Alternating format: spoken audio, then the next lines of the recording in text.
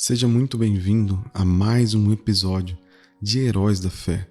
Hoje é o nosso episódio de número 5 e hoje vamos falar sobre Sara, a fé que sorri no meio do impossível.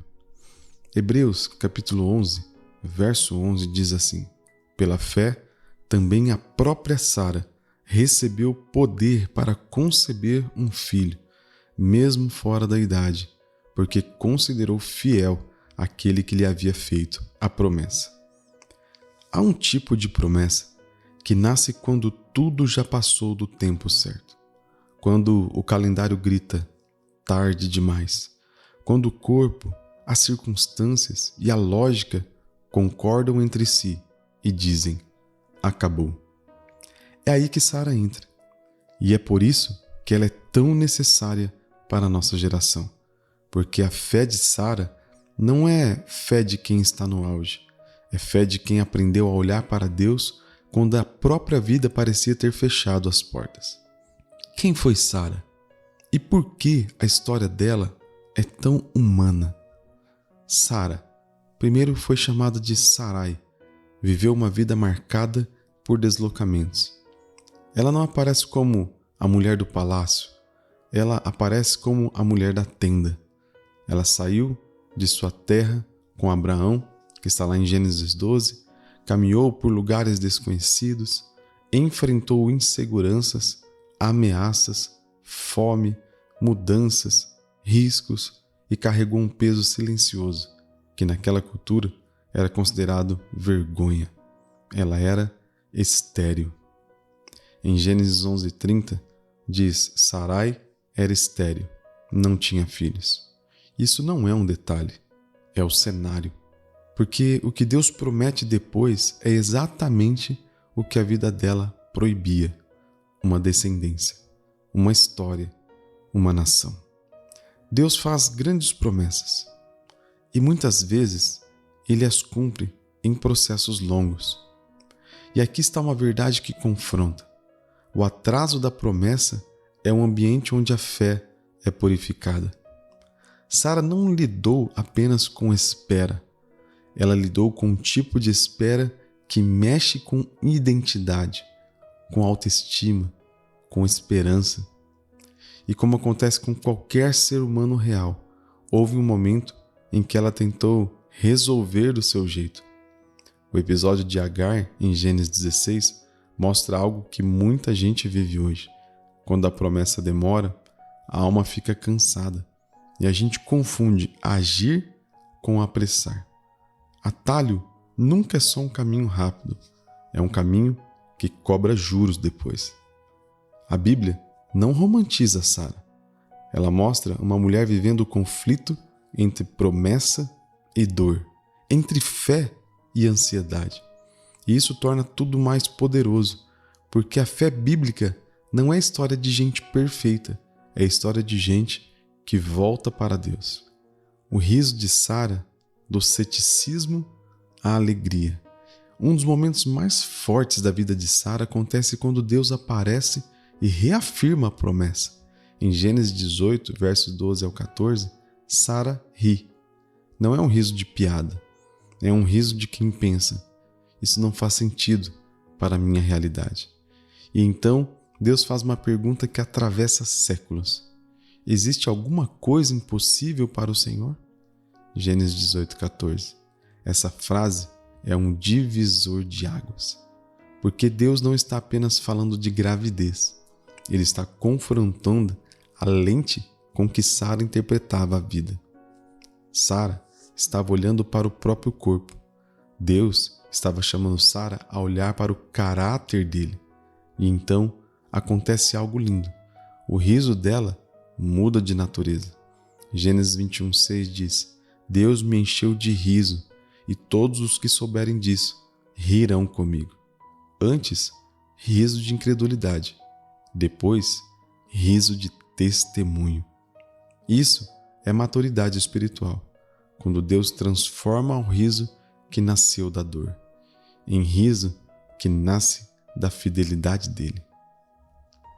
Considerou fiel o ponto mais forte de Hebreus 11.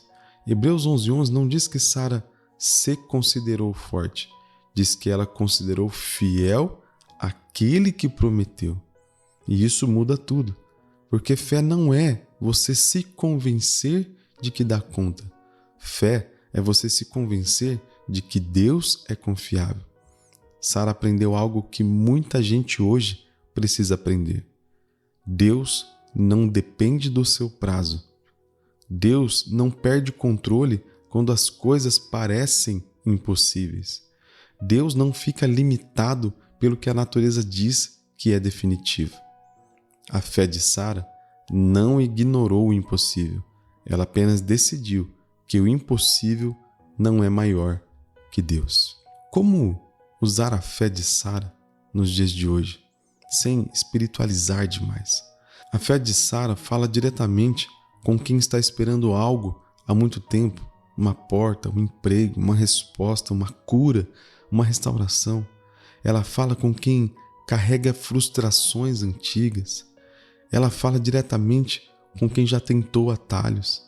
Ela fala com quem já riu por dentro, achando que não vai acontecer. Ela fala com quem sente que o tempo passou. E aqui entra a explicação prática mais consistente. Primeiro, seja honesto com Deus sobre o que você sente. Sara, ela riu. Deus não a destruiu por isso. Deus a conduziu. Deus não rejeita a sua honestidade. Ele trata seu coração. Segundo, não transforme atraso em sentença. Atraso não é não. Processo não é abandono. Silêncio não é ausência. Terceiro, não compre atalhos quando a promessa demora.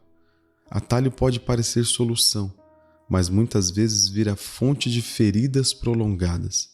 Se Deus prometeu, Ele também sustenta o caminho. Quarto, troque o foco do seu limite para a fidelidade de Deus. O centro da fé de Sara foi: Ele é fiel. É isso que sustenta em nossos dias reais. Amém? E que esse ensino maravilhoso possa conduzir a nossa fé, direcionando toda a nossa fé para o Senhor. Vamos orar? Senhor Deus, eu te peço, Pai, cura as áreas onde a espera nos tornou frios. Perdoa quando tentamos atalhos por medo, ansiedade ou pressa. Restaura a esperança que foi desgastada pelo tempo. Hoje, como Sara, nós escolhemos considerar o Senhor fiel. Ensina-nos a confiar no teu caráter acima do nosso relógio e transforma o riso da incredulidade em riso de testemunho. Senhor, eu sei que tem muitos amados aqui, Senhor, clamando diariamente por milagres.